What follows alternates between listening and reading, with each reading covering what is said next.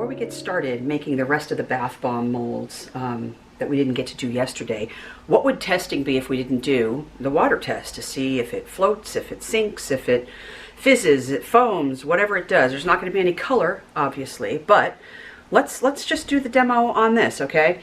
So I tried to get a bath bomb from each one of the suppliers, including ours, that pretty much kind of weigh the same. So the Chunk of Dust Awareness Ribbon is 4.3 ounces. And coincidentally, the Inedible Soaps Bloody Handprint is also 4.3 ounces. And then the closest one of our own molds that we could get to that is 4.4 ounces with the indent. So let's go ahead and do a quick test and see how these perform, okay? First up, Chunk of Dust. We're going to put this whole thing in here. Actually, let's move this out of the way so you guys can see. All right, this whole thing right in. Here we go. It's fizzing very well. I like that. It's fizzing very well. Ooh, it might be fizzing right on out of here. Uh-oh, uh-oh, uh-oh. No. Oh, no. Okay, disaster, disaster, disaster.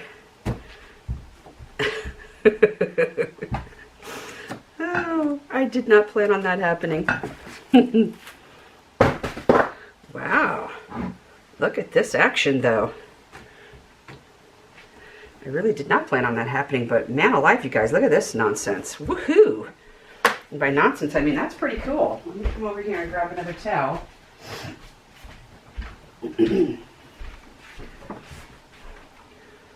All right, let's get him over here to the sink. I shouldn't have filled this water up quite that much. This is, oh boy. All right, let's bring this back on camera and let it continue fizzing away. But that's actually really a good thing. Even though I just made a catastrophe mess all over the place, that's fine. That's what towels are for. It's water. It's really no big deal. But look at the foaming and fizzing action on this bath bomb from Chunk of Dust, you guys. Holy cow. That's absolutely insane. It's still going. Look at it. So imagine if you're in the bathtub and you just put one of your bath bombs in there from the recipe that you just made from Chunk of Dust. Holy mackerel. How much fun would this be? A lot. That's how much. Now let's see if there's any bath bomb left. There still is a little teeny tiny chunk left. But look at the foam, you guys. This is fantastic. This is great. It dissolves pretty quickly. I mean, that only took minutes. Not even minutes. Wow. That's fabulous. So if I didn't already have a really good recipe of my own, I wouldn't hesitate to use this one from Chunk of Dust. I wouldn't. I think that's a really good recipe. Hold on, let me just go and wash my hands. Well, who cares? Let's just do it on the towel. Who cares? All right, let's get you out of the way. Let's hope that doesn't happen again. But it might. All right, let's go and do Inedible Soaps now. All right, here we go with Inedible Soaps, the whole thing. Uh-oh, here we go. Whee! It's gonna do it again. Hold, please. This one is also a really good bubbler and foamer. Now I can tell by the feel of the water, it's not as luxurious feeling. But there's nothing wrong with this recipe. I didn't really care for it yesterday just because it dries out really quickly while you are making. But this is great. This is good fizzing. Although Chunka's fizzed more, the fizzing action was more, but this foam is wonderful. It doesn't feel as luxurious and as silky, but still good. It's not dissolving as quickly.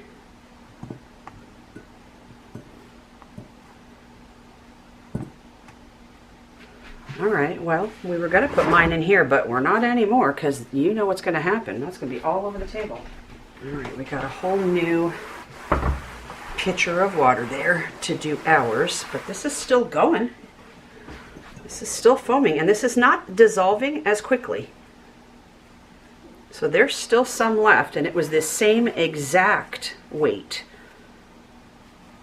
as the other one from Chunk of Dust. But yeah, this is a good bath experience. Really good. I like it. I guess it just matters, you know, depends, I guess, on what kind of a feel do you want in your bath water. This is definitely passable. There's nothing wrong with this. All right. Let's put this over here because we know what's going to happen once we stick mine in here. Now, this is 0.1 ounce more. All right, this is our recipe. So, here we go.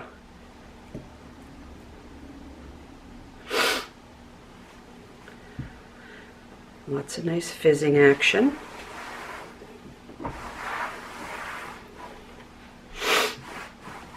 It's not foaming up and bubbling up and spilling over like the other ones because I have a different surfactant system. I use 3 different surfactants: SLSA, SCI, and SCS. Ooh, that's nice. So you see the difference between the lathers, you guys, okay? So these are really big bubbles. They're big. Actually, it feels kind of gritty now that it's dissolving more. Yeah, the bubbles actually feel gritty. And maybe that's because there's not really a whole lot of water in here. Okay. And you can see the difference in the bubbles. This is ours, and this is inedible soap. And this is going to take a really long time. I know because, you know, I've been making these for a really long time. This is going to take probably a good 10 minutes to completely and fully dissolve. But you can see the difference in foam.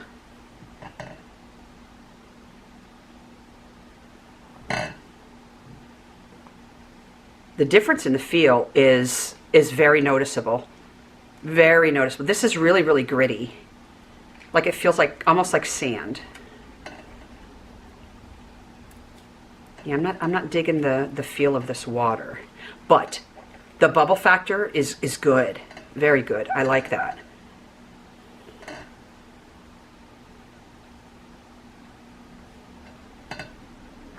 So you can see we still have a lot to go. A lot. This is going to take a long time to fully dissolve. And that's why, you know, I mean, I designed this recipe that way purposely so that they can have a longer lasting experience in the tub. You know, you don't want something to dissolve within the first couple of seconds. So over here we've got the inedible soaps is just about done. So it's been what? I don't know. 3-4 minutes. It's just about done. There's very little left of it. Now the only thing with the Chunk of Dust, that dissolved really quickly. I mean really quickly. That was only a couple of minutes. So I don't like that aspect of it because I think that it should last a little while in the tub, you know, to give your customers a good bathing experience. But this is beautiful. This lather from Inedible Soaps is thinner, but the bubbles are bigger. My lather is thicker, but the bubbles are, it's more foamy than bubbly. And as you can see, we still have a long way to go. Long way to go. So that's going to do it for the bubble tests. You saw it with your own eyes. Make your own judgments. Hang in there with me, you guys. We're going to come right back and we're going to start molding all those other things that we talked about. Give me a second. Okay, I think we are ready to roll over here. I've got my mix all ready to go. So let's do some, what they call a melon baller or a meat baller. This is all we had way back in the day. It's either make them by hand, rolling them, or you used one of these suckers. The principle on this is really easy, you guys. This is no different, really, than having 2 half spheres It just happens to have a little handle, a little scissor handle on it, that's all, but there's no difference, and so you don't really treat it very differently. You're just going to open it up, get a bunch of mix in there, squeeze it together, and if you don't want your Saturn ring, squeeze it really hard. You can put it over here, push down on it just like you would any of the 3D molds. Get rid of any excess that you don't want. All right, and then we're going to take our spoon. We're going to do the same type of tapping that we would do on any other mold. Turn it over, same thing.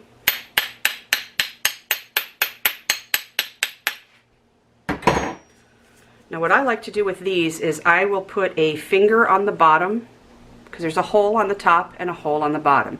I will put my finger on the bottom and I'll put my thumb on the top, and I will push in as I am taking my fingers on the scissor part and trying to open it a little bit. And I'll do that gently until I feel it release. And I can feel it release. And so now I can go ahead and remove my thumb off the top and just lift up on that scissor part.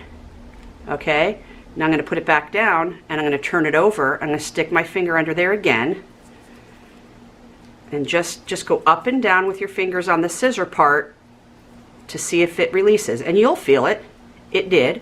Okay, so go ahead and just pop that on up with your thumb. If you need to push down on the back just to get it to unmold. And so there you go. How big is this? I want to say this is like a 1.5 inch round sphere. And so there you go. Okay, so that is done using your meat baller or melon baller, whatever you guys want to call this thing. It's called both. Very easy to use, and they come in a variety of sizes. Hold on, let me just go get the other size I have. I've got 3 of these. I don't use them anymore. 2 of them are the same size, and 1 of them is a little smaller. But very easy to use. No big deal at all. All right, let's move on to a regular stainless steel sphere. Again, I got these from Brambleberry, okay? So you're gonna take 1/2, pack it in, not tightly, okay? Grab the other half, do the same thing. Just give it a tap with your finger and then brush off, okay? Now you're gonna pile some in the middle like we did yesterday with the aluminum ones. It's the same principle, okay? Take your 2 halves, squish them together. Uh-oh, that's not enough. Let me put more, sorry. That wasn't enough, I could tell before I even squished them. Okay, now you take your 2 halves and squish them. Squish, squish, squish. Try to squish them together evenly so that your halves aren't off center and wonky. And you can put them down here on the table and give it a push. Turn it over and give it another push.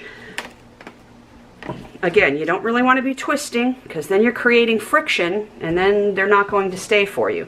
Some people get that to work. The majority of people do not. Okay, so again, you can either tap on here, because these are stainless, you can tap on here with your spoon, or you can knock this down on the table too.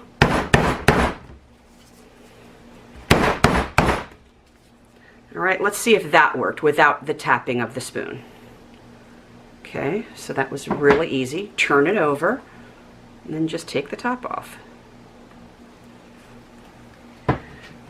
And there you have a round sphere using the 2 halves of a stainless steel. It's a little misshapen in my personal opinion. It's not completely round, but I really don't think the customers mind about that. Now this is a bigger one. I want to say this is 2.75, I think.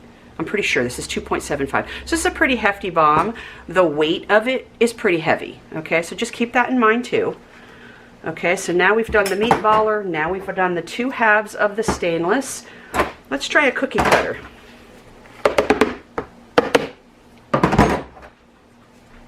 Let's get our cardboard down here first. And with cookie cutters, first of all, you only want to use the metal. The plastic really doesn't work very well. Also, with the metal, you don't want to get the metal that has the plastic on the top, because those don't work very well. You just want a plain metal. And on all cookie cutters, you know, it has got that little lip on the top. You want that up on the top, not on the bottom. You do not want this sharp part up. You want that down. All right, so put that here and just fill it. Give it a little shake, and then push, push, push, push, push, because it's the only means that you have to press or pack your bath bomb is with your fingers. This isn't, you know, obviously we don't have another mold that fits inside of this one to be able to push down on the top uniformly. So it's all up to you and your phalanges. And also it's up to you as far as packing is concerned, how loose or how tight you want it to be. So many makers are concerned with floating versus sinking with their bath bombs. I promise you, your customers don't care. I'm telling you, they don't. Your customers could care less whether their bath bombs float or sink. They don't care. They want a lovely bath experience with good skin-loving ingredients. And if it sinks for a little while, eventually, as it starts dissolving, it's going to float to the top. It just is.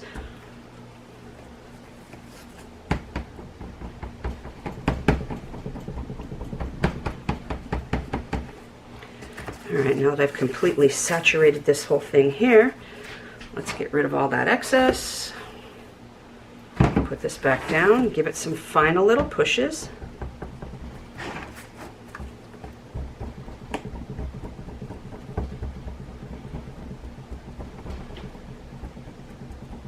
Okay, so now we're just going to start squeezing a little bit. We're going to squeeze all around it gently. We're not, you know, trying to be the Hulk, but just give it a couple little squeezes, a couple little squeezes.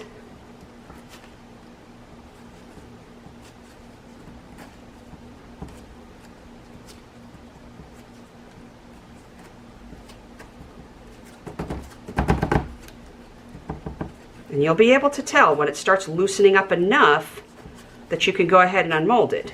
You'll be able to tell, like I can tell right over here, this is getting quite loose now, which is good. But I still have some resistance going on here. And if you want to give it some taps, where's my spoon? There it is. You can.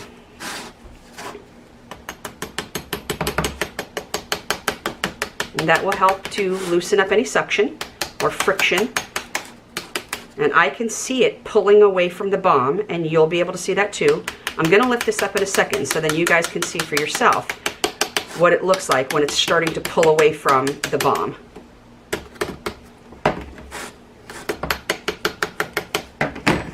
All right, let's bring you in here and see if you guys can see. Can you see how it's like pulling away from the bath bomb? The mold itself is pulling away. I don't know if you can see that. I can see it in person, but I don't know if you guys can see it. So once it starts doing that, you should be good to go to start lifting it up and out of there. Once you start seeing it, and you're just gently squeezing, you guys, gently, gently, gently, because we don't want to crack. And then give it some taps, and then you should be able to just lift this right off.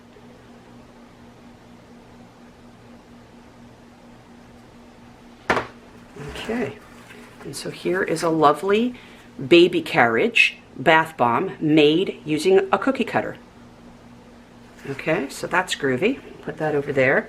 Let's do another one with that baby bottle. Okay, make sure that that little lip is on the top, not the bottom. Last thing we want to do is be pushing and pushing and pushing, and oh, slice, there goes my finger. No, no. No bueno on that either. All right, give it a little shake like we always do, and then you start to press.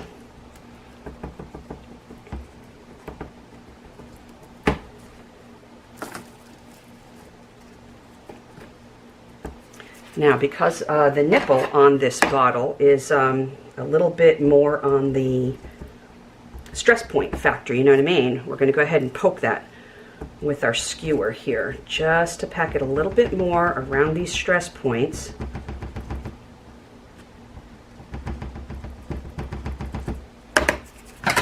And just keep on going.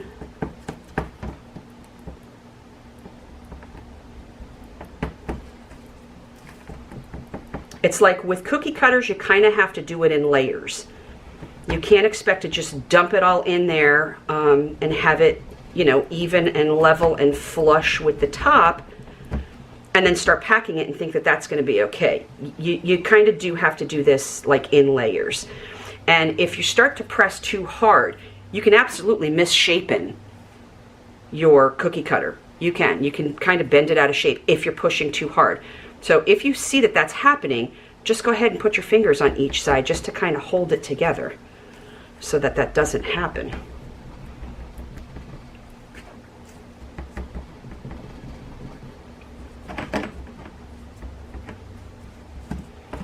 All right, let's get rid of that excess.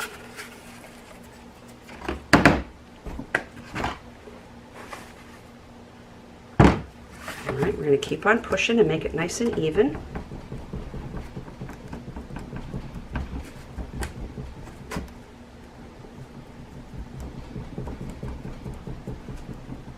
Okay, we're all nice and even. Now we're going to start gently squeezing.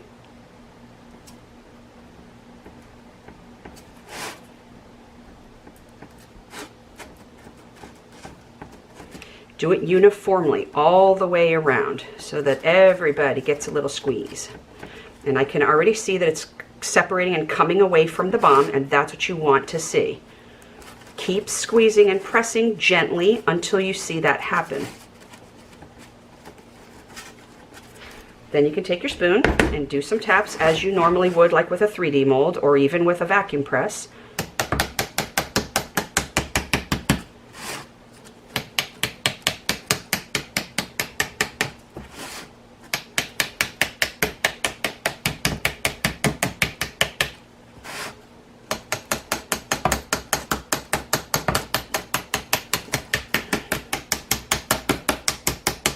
Obviously, the more intricate the cookie cutter, the more time you're going to need to pack and squeeze and tap and unmold. But all right, let's just see if this is ready to be unmolded yet. Not quite yet, so we need to do a little bit more squeezes. Up here by the nipple is kind of getting a little bit stuck. So that's why you have to listen, you have to look, you have to feel. There's lots of different variables involved.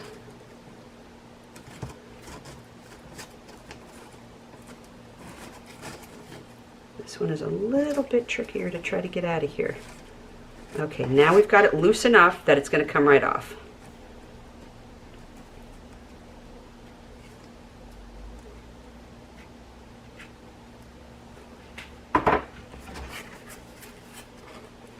Okay, and there we have a beautiful little baby bottle to go along with our baby carriage. How cute are those for like a baby shower? Okay, so you can definitely use cookie cutters for bath bomb molds, okay? Metal only, you guys. The plastic ones don't work. All right, let's give this a little mix here. All right, let's move on to silicone. I think that's the last, right? Let me look around. Yeah, I think that's the last of what we talked about, of the different types of molds. And P.S., you guys, hold please.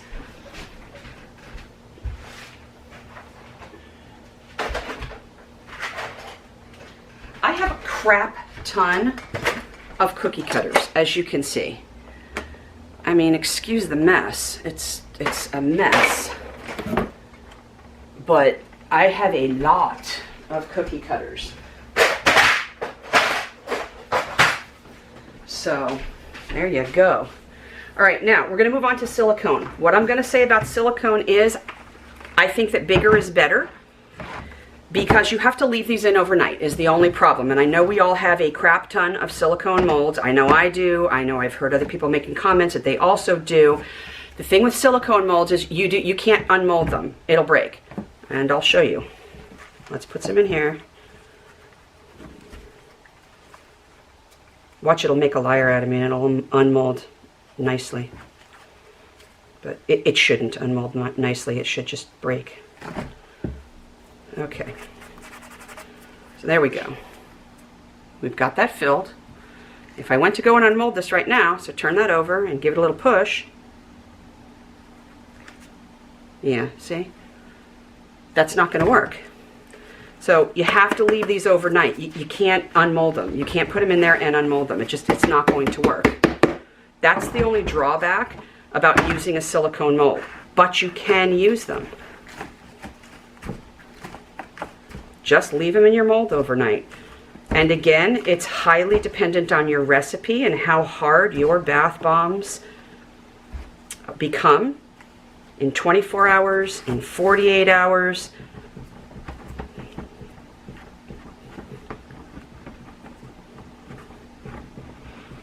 Because if you still have a really, really soft mixture,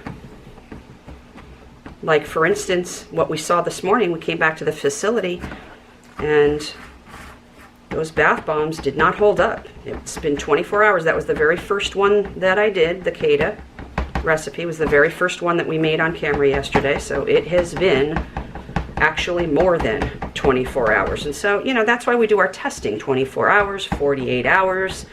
You know, up to a week, we should be continuing to test and seeing what our product is doing.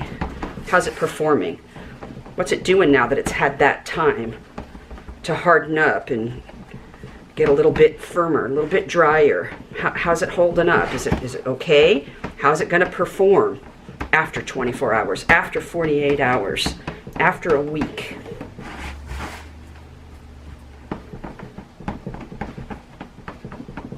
Now, I'm putting the mix in here and I am pressing down, as you can see.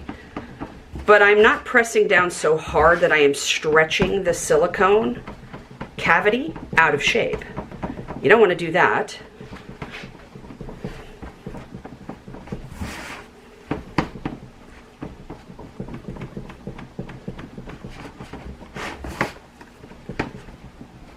But I am getting in all the corners, all around the perimeter.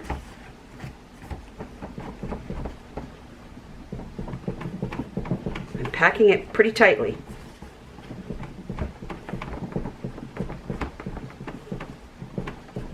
I'm making sure I am getting into those corners because I want those ears to come out. I want the bow on their hair to come out. Let's get rid of some of that.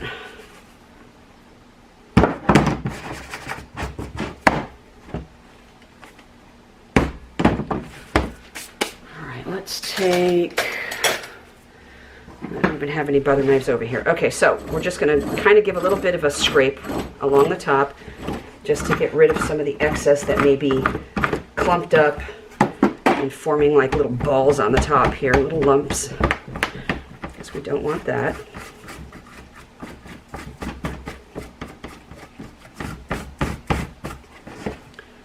So here's the bunnies. And we're going to have to let these sit at least overnight. And we will try them tomorrow and see if they're ready to come out. But let's do a different size mold. This is pretty much the same size mold, so it would be the same principle. The ducks are a little bit small. You could still do it, but they're a little bit small. And I think that these would be easier breakage because they're so small and there's like little stress points in the tail, in the beak, even in the head. So this, to me, in my opinion, would not be a suitable mold to do a bath bomb in. It's too small, and trying to unmold that, I believe that's going to break. So I wouldn't even try that. But your ice cube trays that have your silicone bottoms that you can just push out, which is what a lot of people use to make embeds. These are super easy, but again, in my personal experience, I have found that leaving them in the tray overnight, at least overnight, is the best way to ensure that when you start popping them out the next day, they're going to remain intact and they're not going to break off. The top part of them is not going to break off. And I'll show you in a second. As soon as I get done packing some of these down in here, I will go ahead and try to pop one out, and you'll see that the top is going to break right off.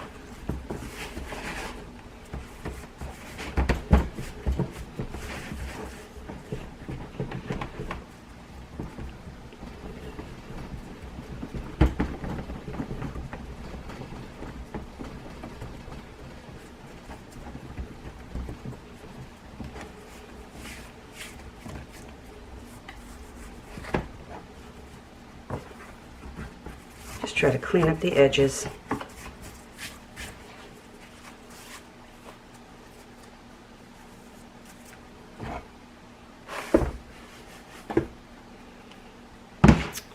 Melissa, messy, messy, messy. What are you doing? Stop that. All right, let's make sure everybody's in here good.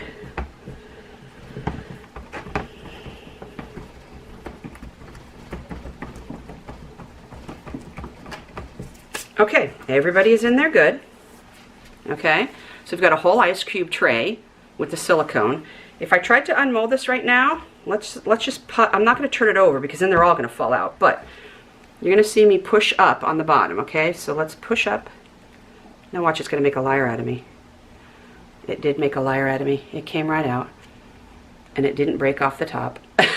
All right, well, you know what? Because it did that, let's do a little test. Let's turn the whole thing over. Sometimes when you do that, you could just lift straight up and they will all come out. Other times you have to give a little push. So let's just see what happens if I try to lift straight up. All right, some came out and some did not. You can see some breakage. You can see some breakage on the tops. And that's why, in my personal opinion, just to have everybody doing well across the board, I leave them in here overnight. And then the next day, it's usually never a problem to just pop them right on out of there. So, all right, let's, what are we gonna do here? Let's put some cardboard and get rid of these. Here we go.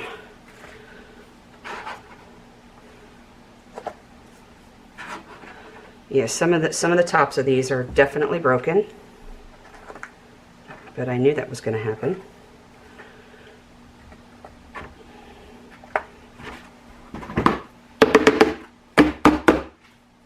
These ones did not come out, so let's give them a little push. We're going to turn it over, and we're just going to give it a little push. Boop, boop, boop, boop, boop. That should have been enough. Now you should be able to lift straight up. All right, so 2 of them came out, 2 did not. Let's give them another little push. There we go. It's making a liar out of me. Ordinarily, the tops would be broken. And I can see, let's see, 1, 2, 3, 4, 5. Wait, 1, 2, 3, 4, 5.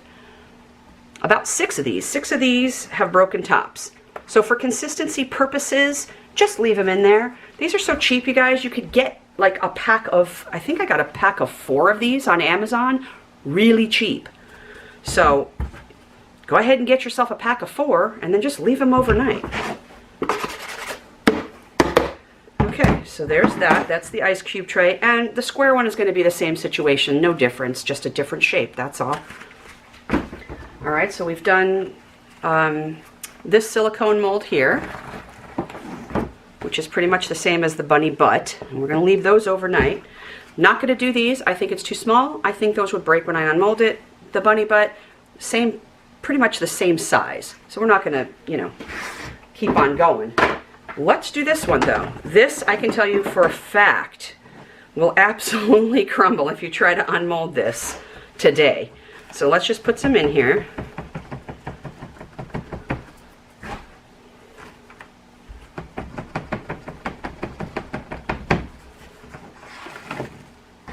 Messy process.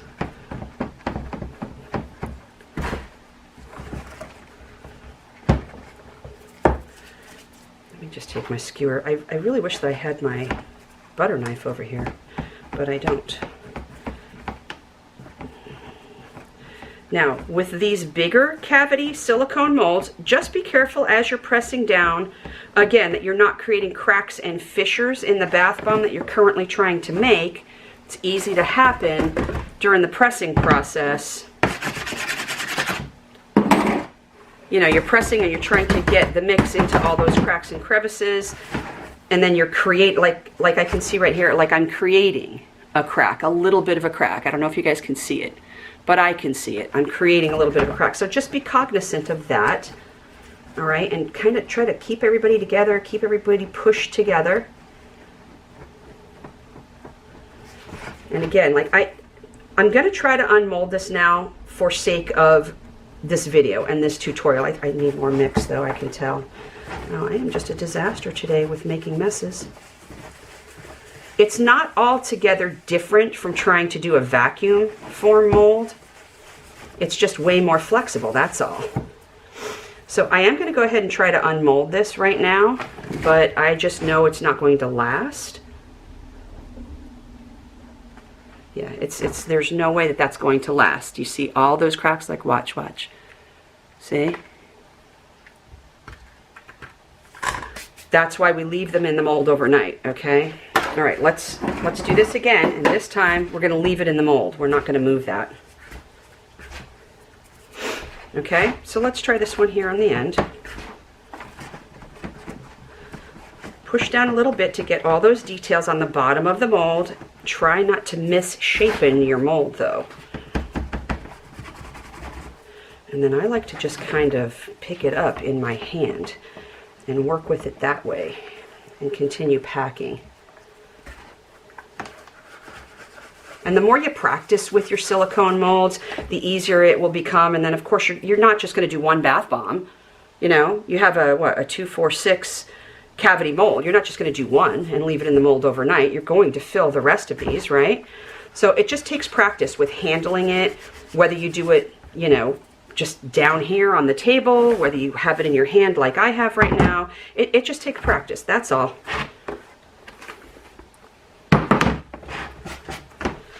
All right, let's pack this a little bit better because I see lots of cracks. See, that's the thing with flexible molds, is they will tend to pull apart more on you, meaning they're probably going to be pulling on your bath bomb mixture, and that's going to create cracks. So you really want to make sure you're packing down fairly well with your larger silicone molds. Like we didn't have any problems with the bunny, as you saw. Okay, so we're just going to leave that. We're going to leave that in the mold overnight. We're going to take it out of here tomorrow, and we're going to see how that does. I think that's about it, you guys. What do you think?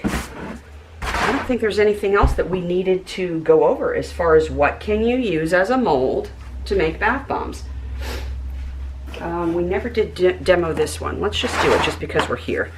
The little plastic one that you know, comes apart. Fill, fill, fill. Fill, fill, fill.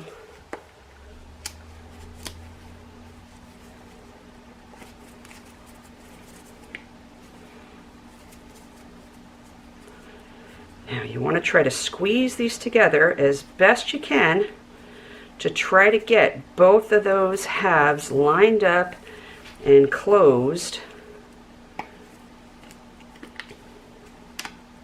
All right, so now we've got the bath bomb mix completely enclosed in here. And isn't that cute? And then the kids can unmold it themselves. But again, like I said, this is going to take way longer to dry than a regular bath bomb because there's no air getting to it. So keep that in mind if you're going to use these type of molds from the Dollar Tree. But we'll put you there and let you rest for a little while.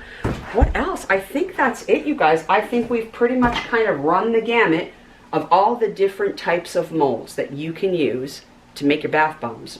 So we're not going to be doing a demo on the vacuum press molds today because there are many, many videos already up on my channel where I do just that. I do the demos from Wild Time Studio, Jody Hansen. I think there's some Beachside Bathhouse up there. Those are also a good supplier too. They don't release as well as Wild Time or Jody Hansen. I did get a batch of Just Fizzy Fairy molds in, but I won't be demoing those until Halloween time. I've already done a couple of them just to see how they would release, and I'm very, very pleased. So stay tuned for some videos towards the end of this year on Just Fairy Fizzies or Just Fizzy Fairies, whatever the hell the name of it is. If you guys have any questions, comments, concerns, you need any help, any more tips, tricks, hints, anything like that, if you would like my personal recipe for my bath bomb mixture, shoot me a message, let me know. I'll be happy to help. So if you guys need any more help with your bath bombs, your mixture, tips, tricks, hints, any helpful suggestions, I'm always available, you guys. I'm here all the time. You guys know how to reach me on all of my socials. I'll be glad to help you in any way that I can. But until we get back together again, you guys enjoy the remainder of your day. Spring is in the air. The weather is warming up. The birds are outside looking for nesting grounds. The squirrels are out. We had our Bucky Beaver, what we call him, out making his first sighting yesterday. It is not Puxatawny Phil. even though we live in PA. We call him Bucky Beaver, and he lives in our yard, and he was out yesterday for the first time. So enjoy the day, enjoy the rest of the weekend, and until we meet again, you guys, be kind, stay humble, and take care of yourselves. We'll see you soon.